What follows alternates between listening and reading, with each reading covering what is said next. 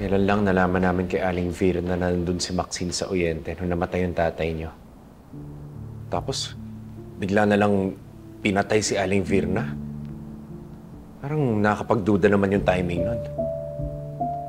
Rose, paano kung si Maxine na nag-utos na patahimikin si Aling Virna?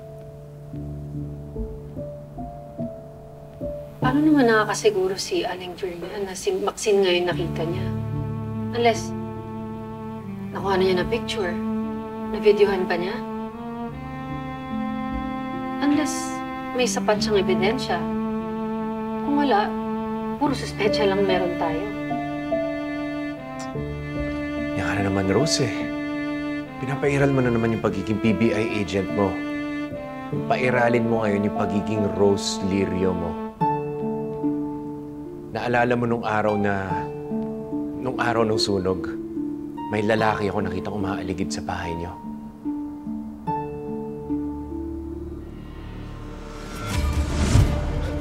Hoy! Hoy! Bumalik ka dito! Alex! Hoy!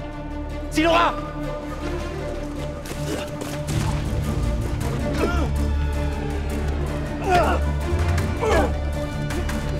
Sino ka? Sino ka? Magpakilala ka!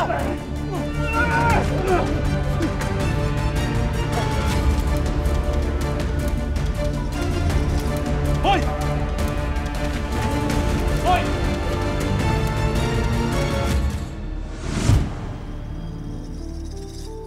Ano bang gusto mong marinig sa akin, Alex? O sige, oo, merong eyewitness na nagsabi na nakita niya si Maxine nung araw na namatay si tatay. Pero wala naman siyang formal na affidavit eh. Tapos yung lalaki na nakita mo, nalaman mo ba kung sino? Tsaka isa pa, bakit naman papatay ni Maxine si tatay? Anong motibo niya? Eh, paano ako may kinalaman si Maxine doon? 6 years ago, sino ba pinakamalapit sa kanya? Eh, di yung mga bago mong kapatid. Yung best friend niya na si Portia, at yung lalaking pinakasalan niya na si Seb. Alex, hindi naman kasi pwedeng haka-haka lang tayo eh. Oo, gusto ko ng hustisya para kay tatay, pero mayaman at saka makapangyarihan ng mga pera. Kailangan meron tayong sapat na ebidensya para mapatunayan natin na meron talaga silang kasalanan.